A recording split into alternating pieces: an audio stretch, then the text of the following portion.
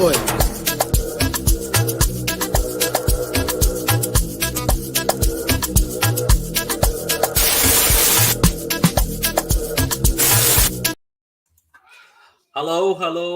Hello, guys. Welcome to the show. Welcome to the show. Uh, First of all, welcome to Josh, who's going to represent Man United, the red side of United of Manchester, and then we have our man here, Veta, who's with me representing the side of Man City. Uh, I don't know. It's 6-3. Obviously, we subbed a few players, and we ended up giving them 3 goals. But overall, the game was a bit of a beat down. I think even United fans will sit down and say, yes, we got 3, but they're pretty sure just put the foot off the gas and let us score those goals. I think just to save a bit of face. So we're gonna do the reaction. Man City 6, United 3. 2 goals by the Super Marcial, who came off from injury to save people's dignity and pride. I'll start off with Josh. How did you see the match? Because for the past week, we're going to get into a few things. A lot of United fans say Man City's defense is so poor, they think they're going to get a lot of goals. Obviously, you got 3, which is great and amazing, but did you see it pan out that way?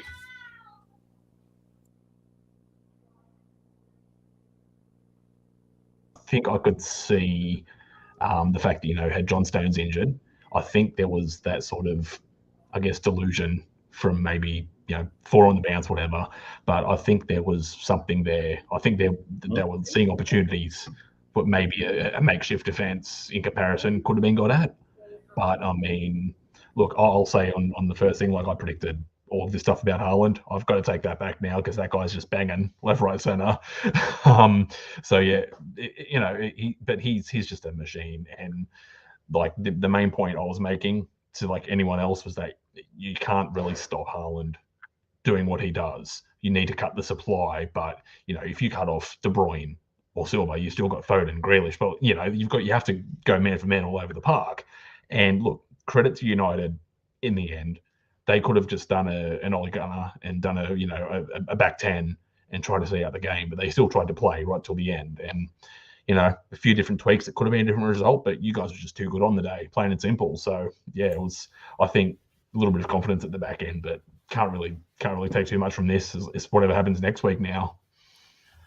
Yeah, I think, I said this before and I'm going to say it. And Josh, unfortunately, it's you here, but it's not going to you. I said when I was doing the Arsenal game reaction, certain teams needed to be humbled. Let's be honest. There was Spurs, there was United, and Liverpool. 3 teams that needed to be humbled, and the humbling has happened, especially United fans. I can't believe I was arguing with a United fan. He's from my country, and he was saying, you guys, you hot smoke, we'll cook you. That's what he said, and I screenshot him. Yeah. I haven't found him yet. He says, want to cook you. Everywhere you go to United fans are like, you have no idea. We're better right now. We'll hit you on the counter, and we're going to destroy you. So it was a footballing lesson. I'm not just excited by the fact that we let you bring in 3. I think that gave you a bit of hope. I think 6-0 or 6-1 could have been crushing, but I'm happy we slapped it with the 6. So, Veta, what do you think of the game, man? Haaland again, 3-piece. 3-piece, Foden 3-piece. Listen, I'm not going to lie to you. Derbies have me nervous. I don't care how our form is. I don't care who we slapped up the week before. Derbies always have me nervous. So I didn't have a restful sleep. I didn't even have a very good morning. Games over here in Toronto start at 9. So I didn't have any breakfast. I was just ready to watch the game. I still haven't eaten. The way we started and the way United approached us, I relaxed a little bit. I wasn't as nervous because, as you can see, they didn't press us. They weren't really trying to get to Ederson and make him make decisions. A lot of the times, Rashford was kind of just running towards him, walking towards him. So once that happened, I was kind of calm and okay. What we expected, them try to catch us on the counter, is what they're going to do. What we're going to do is try to find our spots. And the fact that we scored, 7 minutes, 8 minutes? I can't remember now, but we scored so early into the match that I was like, okay, okay, now they have to come out a little more because they can't just wait for a chance to counter. They actually have to try to create something.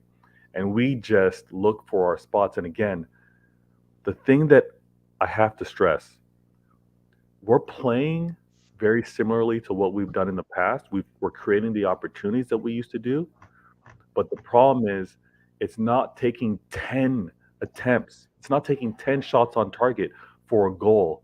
It's sometimes 3 or 4. And that efficiency is what's so devastating because it demoralizes a defense that says, like, after 3 chances, they're scoring already. And you don't want Holland. You don't want Foden. You don't want those guys scoring because they're the most advanced players. When you kind of give up goals from a midfield, you're kind of like, and we can kind of control this a little bit. But when the guys up front that are the ones to be scoring are scoring, it's a long day. 2 hat tricks. 2 players got hat tricks today. The score is flattering, 6-3. But if you really look at it, I'm not stressed on our defense too much. The first goal, I wish Ederson was a little better at seeing it, expecting it. He was slow to react, but Laporte, slow to react. That's the reason for the second goal. And that third goal, it was generous, I think, in terms of how easily Martial went down. But that 6-3 is a flattering score. I'm happy with the performance. But it's still 6-3 to a team that, for me, what I'm going to say is the positivity I'm getting is, regardless of 3 goals United scored, we scored 6, and it's still 6-3 to a team that embarrassed Liverpool and embarrassed Arsenal. So if we embarrassed us, they're going to embarrass 3 big teams. So it's good we brought them down to it. So, Gundo, how did you find that, man? Haaland another 3-piece, Foden a 3-piece. What a lovely day in Manchester. Yeah, good morning. Like Veda here, I woke up at 6 o'clock, I think, 7 o'clock, getting ready for this game, and etc. It was a couple of things. Grealish had a good game. I thought he had a good game today. But I think that he's still, for me, a little shy in taking the shot when he's in the box. 2 chances you had, clear shot on goal, you try to pass. So he needs to do better. With Ederson had no chance. What Anthony did was very, very good. It was a great goal. He took 2 players on, used the player's body to block Ederson. Yeah, that's true. Ederson didn't see that goal. So Anthony's goal was perfect, was supreme. I'll give him kudos for that. You think about, and one can't blame United too much. Let's be fair, because I mean, right now, in the 2 teams, the rhythm, the performance, I just said that if the team showed up today, they would win. It's just 2 different teams at 2 different levels at this point in time. It's going to take more time for Ten Hag to get United playing the way he wants to play.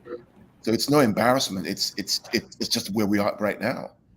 But it was a good game. I think for me, I don't worry about the 3 goals conceded. I look at the first 43 minutes. That's what you need to look at. The game was dead after 4-0. It was dead. Because if they scored 1, we just go 1 level, score another 1, it was dead. And the second half was very clear. So it was a good game. I still think United will finish top 4. I still think they will finish top 4. Arsenal are the elephant on the tree. They will drop. Chelsea, Liverpool, who knows, man. But I think United still have a chance. But it's a great game. It was a great game. To see Haaland, another hat-trick. All those who said Haaland cannot pass the ball, what about that assist to Foden from the left-hand side? I know. Josh, we're looking at you. Yeah, I'm in the mud here with my Haaland agenda. No doubts about that. Hi, Jess. How you going? Thank you. Yeah, but good game. Good game. Enjoy it. We go Wednesday. Yeah, can I ask one thing to United fans? Where was Martinez? I thought he pocketed Haaland. The guys on the channel, the United fans on the channel here, they know the truth. They won't say, they're not the ones who are talking smack, right? It's these Twitter crazies who are talking smack. Guys are reasonable. They know what's going on. I know, trust me, United fans watch this. I have United fans who are my friends who watch this, and they were saying Martinez is going to pocket him. So I'm going to clip this part. Where was Martinez? And when you find out where exactly Martinez was and what he was doing, please let me know, because this guy was non-existent. Because Haaland was standing and we couldn't see Martinez because he's too short. Like, look at this guy. That's the same height as my son, and you wanted this guy to fight Martinez. But anyway, so Jesse, you killed the joke. Yeah, I'm here. You can hear me, yeah? Yeah, you guys can hear me, yeah? So what did you think of that beating? Well, he was roughly 12 inches beneath Holland because that's about where he belongs. But dude, honestly, like this is what I was trying to say on the stream the other day. Obviously, we didn't get like really deep into tactics on the preview. The fact is, it was never about Holland versus Varane. It was never about Holland versus Martinez. It was how do we cut off the supply line? How do we do that? And we didn't do any of it. But I just said something about the refs. You guys said he has a bozo gene. He does. That booking. I'm not blaming the refs, by the way. You guys are deserving winners.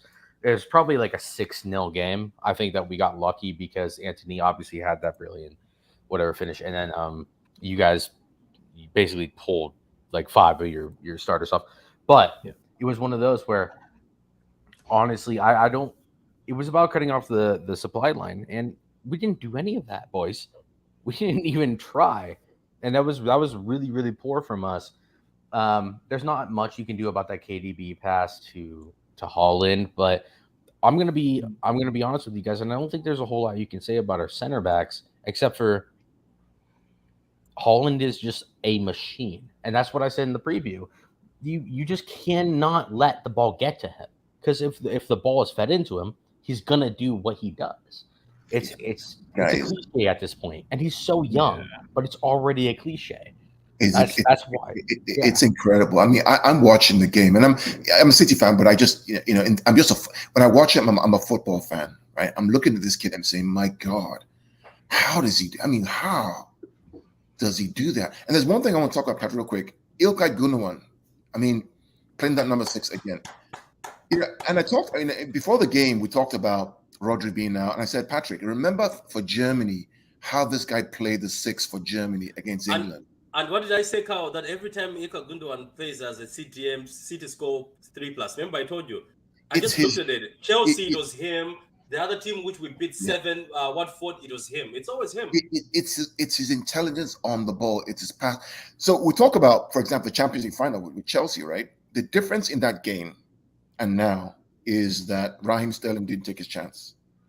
Is that the guys up front didn't finish their chances. To your point, we're creating chances, Vader, and we're scoring.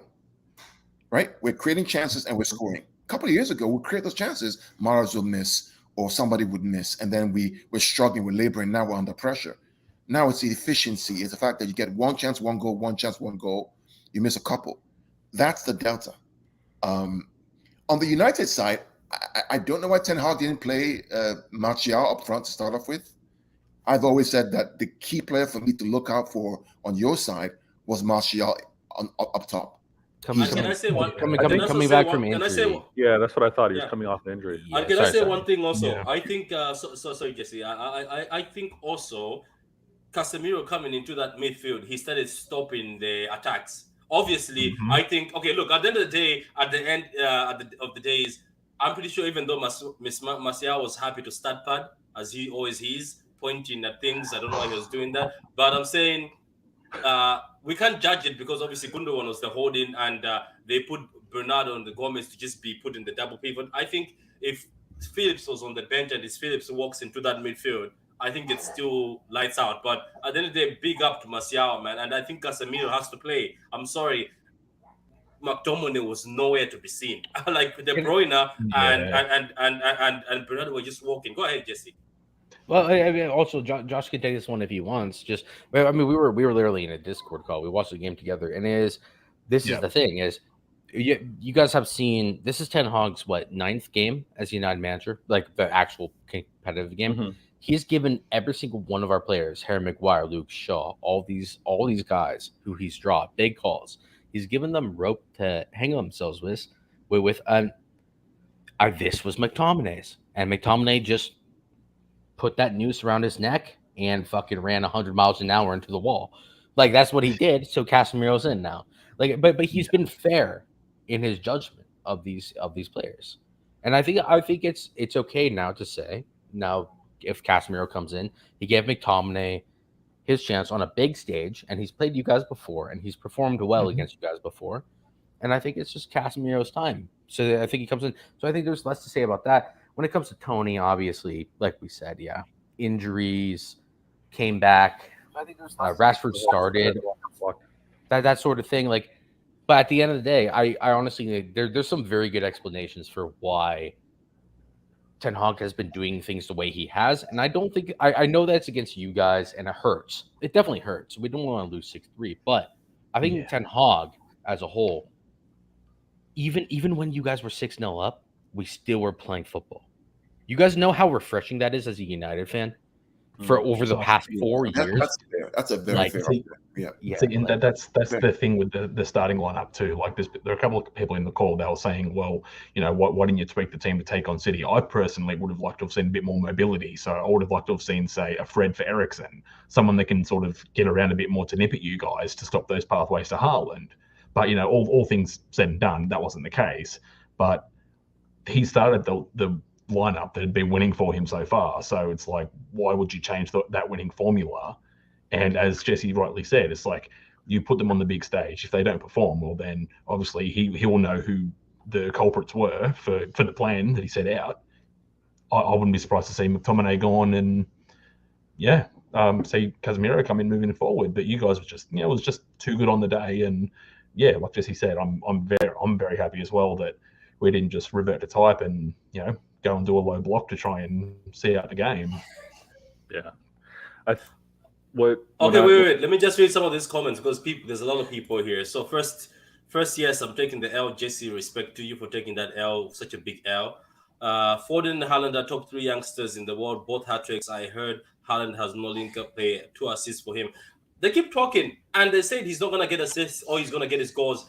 The only person wait, Carl, calm down. Wait, let me finish the comment. Calm down. I know that you want to smoke them. They keep talking. Yeah. I hope you're okay. So they keep talking, but here is another. Jesse says, Haaland has 17 goals and 3 assists in 11 games. So if he keeps going, he'll be winning the Ballon next year. That's you. Spot on, Carl. Spot on. Gage has to be more quicker with his finish and decision. He was actually great. Akanji's mouse better than Martinez, by the way. Who's scared of Haaland now? That's what Twisted says. Hope you are well, Jesse. Men versus boys. And then Daniel says, people ask why Pep bench Diaz. I think it's because Ake and Kanji are faster to control that phone. That's true. United won the second half 3-2 respect. City. Savage says, Haaland is our striker of the month.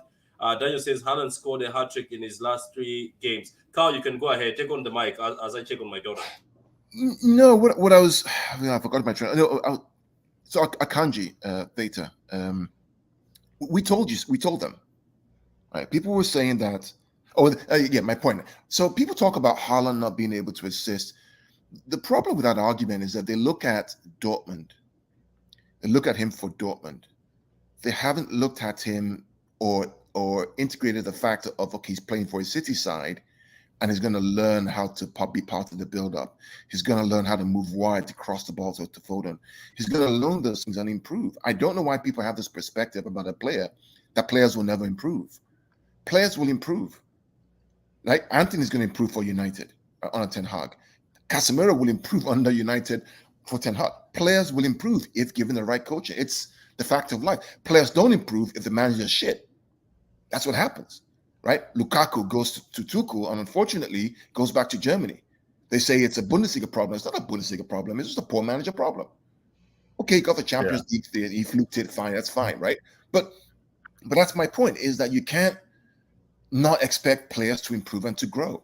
That's the job of the manager. And I say this because I also coach kids as well. Theta, you know this, right? It's a job of the coach to figure out a way to improve the player. And so you should see incremental improvement. Well, this is what made it so enjoyable, right? So you have the derbies, and again, we all have collections of close friends. We have like social friends that we kind of banter back and forth with. And then if you happen to jump in some of these spaces, or sometimes you read some of the comments, you see that some of these fans have some like crazy takes, right? So some of the points on how they judge Haaland in particular, and a lot of the naysayers or critiques, it's based off of a 19 or 20-year-old. Like it's based off of things that he's obviously done prior to coming here. And you can have that take, you can have that position, oh, this won't happen because they didn't do that 2 years ago. That's fine. But when it now comes to match day, you have to then realize like those takes are silly. They're lazy because all these players are getting better. Even with regards to criticizing managers 10 years ago, they're not the same manager they were 10 years ago. Even judging Ten Hag, same thing. Like let him do his thing. Let him build up this team that's going against Pep, who's cooking with City that arguably has every player that he wants at this point, right? So the takes have been crazy. I'm going to enjoy whether Adam puts on a Twitter space down the road or whatever. I'm going to enjoy some of these crazy takes because it's like, guys, your football knowledge or perspective needs to elevate, needs to increase. Like a lot of these things are lazy. One thing I want to point out with regards to the defense now. Sorry, guys, I'll be back to Cook United. I'll be back. All right. I'll be back. One thing that I do want to point out, and I think I messaged this in our GC, was the back line being a new four together, because Ake and Akanji, Cancelo and Walker, they hadn't played together. So some of the United fans are saying, there's our opportunity. Like City's been leaking goals, Not only is that a new back line, but you got Gundogan back there. I think they have their chances. That's fine. It's a fair take. I was so happy to see how they played. I did have my concerns on who was going to kind of take lead, who was going to dictate, who was going to talk with regards to the line, who was actually going to probably spread some of those passes. But 10 minutes in, I'm seeing Ake giving some cutting passes, bisecting the midfield. I'm seeing Akanji doing the same thing. I was like, hey, I know Laporte, Diaz, they got to come back, but I'm happy with what I'm seeing. Pep trusted those guys, and they delivered. Before we go into this, Carl, I'll go to you. Before we go, that his hand is unstoppable. We have a phone call from one of the City fans. I'm just gonna bring them in. Yeah, City 1, City 2, City 3, City 4, City 5. Yeah. Okay, go ahead. So, Carl, go ahead. So, thank you very much for our City fan. You completely blow my train of What are thought. you? What are you doing to us? They tricked us, Josh. Josh, they tricked us. We gotta get out of here. We gotta get out of here. So, there's a question. No, I Here. had to face There's the a question. music. I had to face There's a the question music. to you, Carl. Here. Is There's Haaland no unstoppable? player. Any players are going to have off days. There's no player that's unstoppable, right? That's all Twitter, FIFA generation nonsense, right? There's no player that's unstoppable, right? The question is, does he have more good days than bad days? And so far, he's had good days. That's how life works. Nobody's a robot. They're not androids. They're going to have good days and bad days. Going to have wakes up on the bad side, It's cross starting with his to look like girlfriend, this is. whatever it is. Look like this is a robot, though, Carl. This is too much. I mean, listen, Patrick. There's a reason why Jesse and what's my brother's name again? Josh, right? I've been calling for this. I've been begging for this guy for over 18 months. And I took a lot of flack talking about, fuck Kane. I don't want Kane. Kane is shit. Give me this guy, right? Now you're mad. You're crazy because I know what this guy can do. He is the thing that was missing from our team last year was the finishing, the efficiency. Raheem one-on-one. God bless Raheem. Love him, hate him. In front of goal, he ain't finishing those chances. Did you This guys? kid, if this kid goes to United, he will score goals. Guaranteed. Yeah, and anywhere, Gundo. Like honestly, like did you guys see the first half stat? Obviously we were like down in the dumps, obviously, but it was, I think it was Squawka put it up or someone put it up, and it was 8 out of 11 passes completed, 2 goals and 1 assist. So one of the 8 passes that he completed in the first half was an assist, and he still scored 2 goals.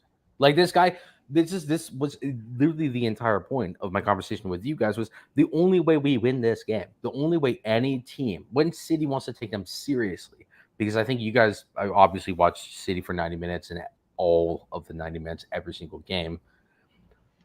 They like when you guys are being serious, like you guys were today. That's what a serious City team looks like. That first half. Yeah. You know what I mean? And when you guys don't play serious, okay, then it can be anything. But when you guys are serious, it's an absolute joke. And now you just have this like you said, they're just a machine, someone who just scores, and that's it. There's nothing you can do to stop it. You have to cut off the supply. Now, the question is, how do you do that? And what team will finally figure out how to do that? Because I don't think there is a team right now who is equipped with world-class players to stop that. Yeah, Well, I don't think there is. yeah. So what my hope is, right? My hope as a Veda, do you City want me to fan. just go to the comments so I'll come back to you? So Yeah, respect I'll to you, remember that Jesse, point. Yeah. bro. People forget that Haaland is 22. He's not the finished article yet. That's so dangerous. And during every interview, Jesse and Josh and Veta and everybody here, Abdullah and Kao and guys watching, Haaland keeps saying, I'm not at 100%, I'm recovering. And I don't know what 100% is. I don't know what percentage we're getting. This is gas or what? It's gas, McLaren. Nice to see you, man. We'll win the Champions League. Remember this comment. Be strong, man. Be strong. Where would you get this content? It's free madness. Thanks. No, big up to you, Big Morgan, man. We try our best. Martin, big up to you, Martin. I hope you enjoyed the games on his way back. He's loving it. So go ahead, Veta. As you're talking about Haaland, please also throw some praise on this defender who I know Kao is dying to praise. People say 14 million odd. He's a useless Dortmund defender. The speed, the maturity. This guy costs 14 to 15 million. Look at him. Go ahead, Veta. Patrick, okay, better go ahead. Better, go ahead. Good. No, you can chime in on that point. Patrick, what did we say when we went after this guy? How much abuse did we collect because of this guy? Frankly, we right said now, we're getting too excited. I was telling people, I said, look, this guy, first of all, he's a Niger guy. Okay? First of all, right? Second of all, this guy's intelligent. We're not talking about a guy who kind of bumbles his way through school or doesn't know his. This guy is highly intelligent. I mean, super IQ. Number 3, left foot, right foot. Number 4, he plays for Switzerland, who got to the World Cup finals, the World Cup, and beat France in Euro. He plays for a very difficult to beat Switzerland team. He plays for Dortmund, who are all over the whole place. He's been in the Champions League, and he's 17 million. What is there not to love City fans about this guy? And it's not even rival fans who are talking this stuff. It's our own fan base who are attacking this guy. He's saying, oh, he's not good enough. What are we doing? Look at Chelsea going after Fofana for 75 million, Cucurella for 53 million. Why are we spending 17 million on this guy? And I'm like, guy, 17 million for a guy who's playing like this? Arguably, Veta, right now, he's probably the number 1 center back to start for us. Yeah, that's a fair shout. He's been very consistent, and even in terms of profile, like the profile of player that he has, because he is dual-footed, you can have him right center back or left center back. So his versatility is huge, and again, his decision making so new to the team. I'd surprise anyone has any like bad criticism for it. What I want to point out, I think it was Josh maybe that mentioned which team is going to be able to cut off the supply line.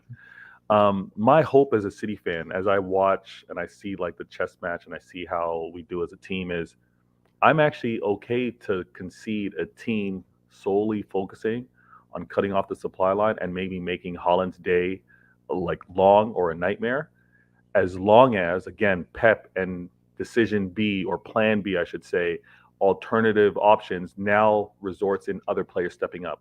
Because that's what it's all about, right? If you're going to take away this strength, like let me now use this as an alternative. So KDB hasn't fired in terms of goal scoring yet.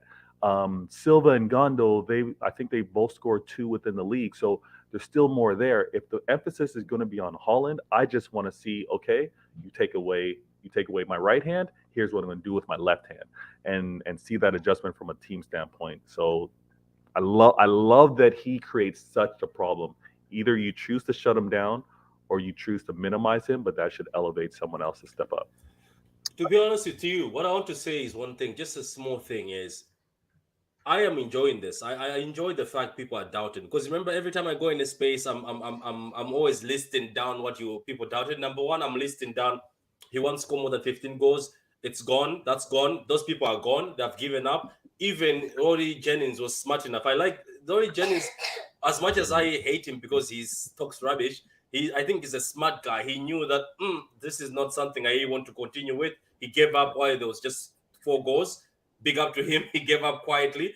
Then there was the guys who said, oh, he's not going to fit in into this City team.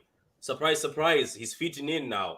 Then there was the guys who said, oh, he's not going to assist at all, or he won't have anything. So now these people who say he has no first touch, he cannot assist, they're being killed. But what I'm saying, Kao, is slowly, I know who Haaland is.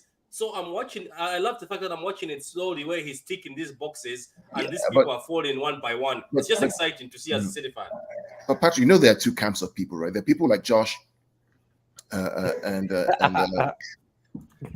right, Josh think- and Josh, you're gonna have to answer for your crimes, my friend.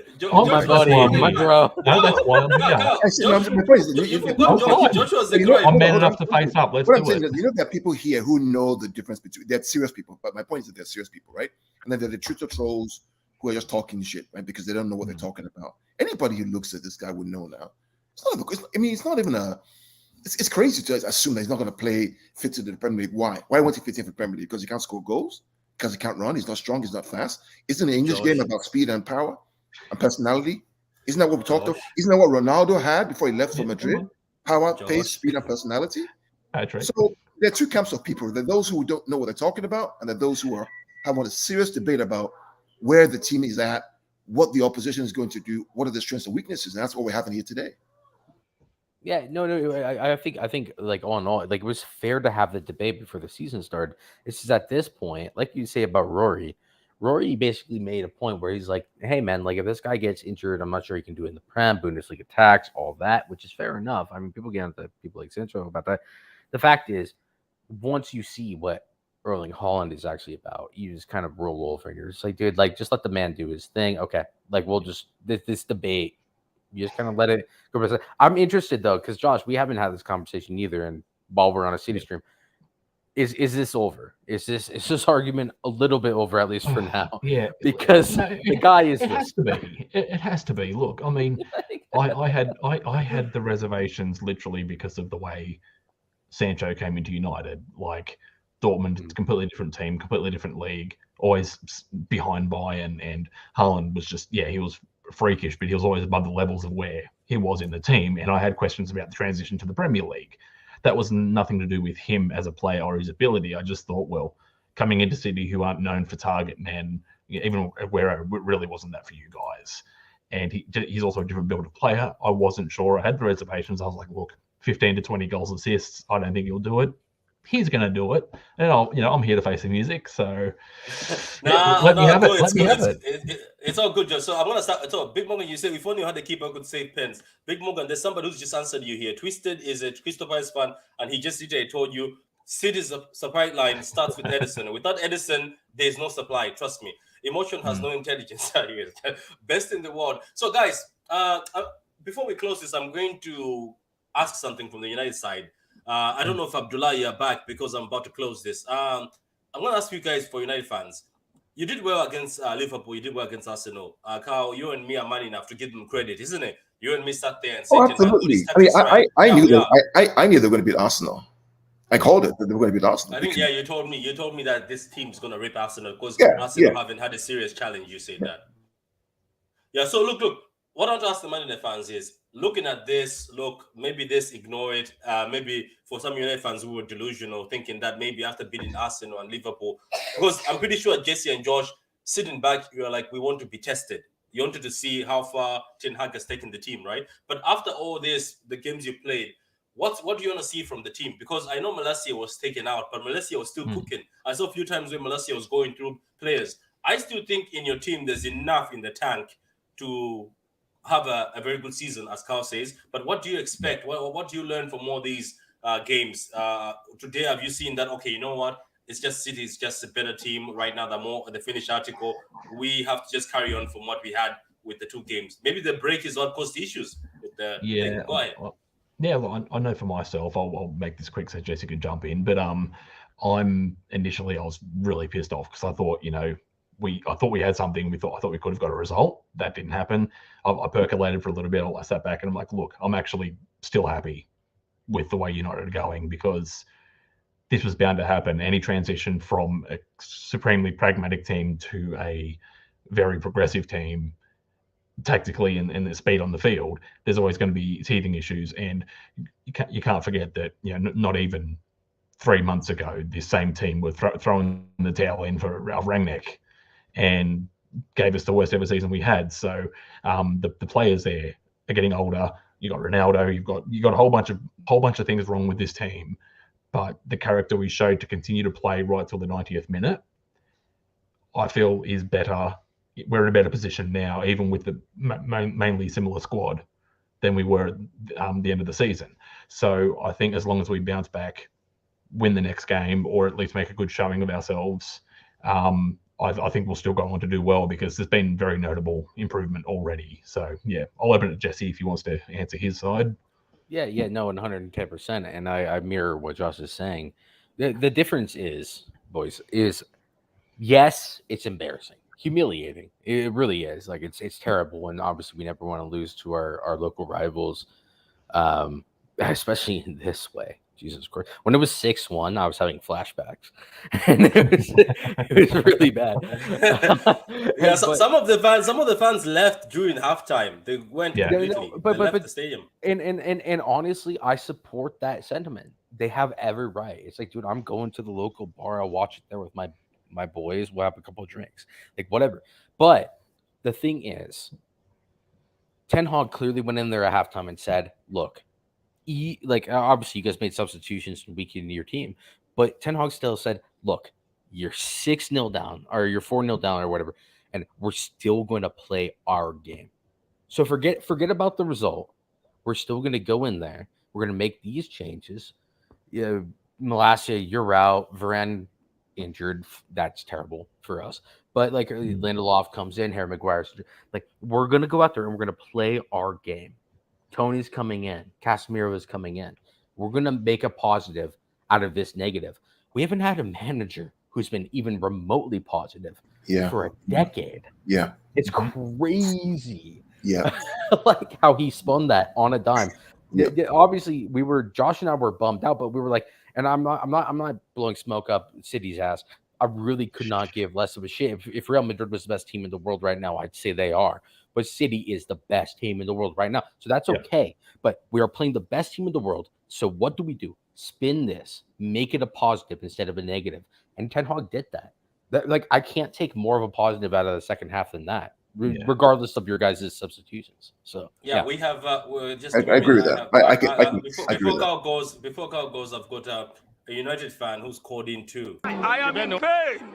I am in severe pain. No, I can agree with that. I mean, one thing I like, again, this is from my coaching side, is he stuck his philosophy, right? Yeah. And he and the players will get some courage for that. I mean, this weekend with my team, I talk about it on Twitter, right? We were down 3-0 in 15-20 minutes.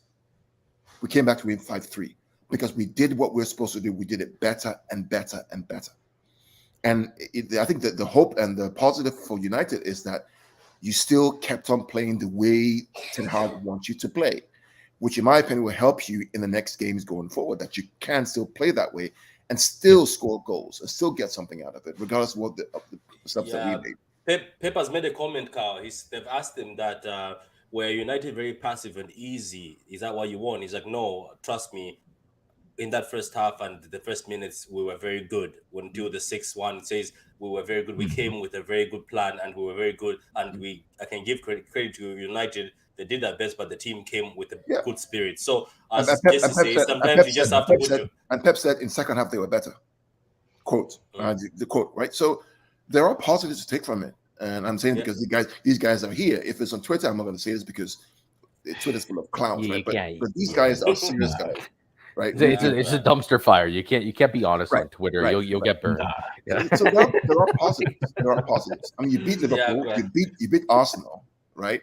I think you probably beat Chelsea, given where this guy, what's his name, Graham Potter is, right? I think you have a better manager than they do.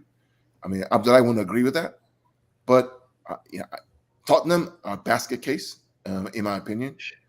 I think you'd be fine. Yeah, they will be fine. They're playing good football. Guys, on that note, we're going to have to end this. I'm trying to make the video short. Thank you very much, Josh, Veta, Abdullahi, Carl, and Jesse. Everybody, thank you. Even Anton, if you were not here, and Dan, I send you my greetings. Guys, that's the match reaction. I hope you enjoyed that, guys, as much as I did. And hopefully, let's go on to the next weekend, or let's go to the Champions League and see how we go. And I wish good luck to the United fans and the United team for them to go on This is just me. This is the peaceful Patrick. Once I go on Twitter, I'm going to go back to trolling people and putting tears in people's eye. So, guys, thank you very much, guys, in the comments. Before we go, one more time. Yeah, city, city 1, city 2, city 3, city 4, city 5. Yeah. What a fucking. From Boston.